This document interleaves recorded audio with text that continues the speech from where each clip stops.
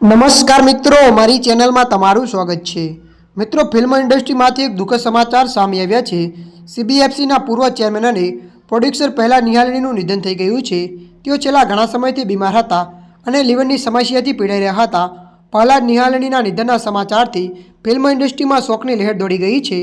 તમામ લોકો ભીની આંખે તેમને વિદાય આપી રહ્યા છે। તેમણે 76 વર્ષની વયે દુનિયાને અલવિદા કહી દીધું છે।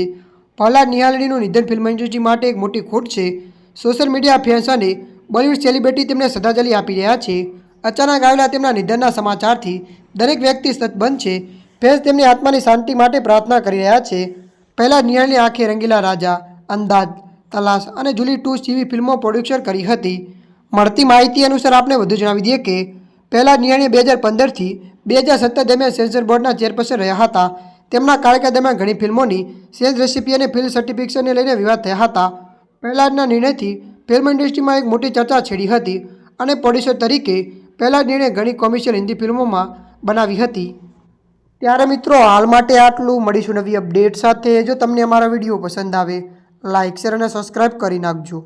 ધન્યવાદ।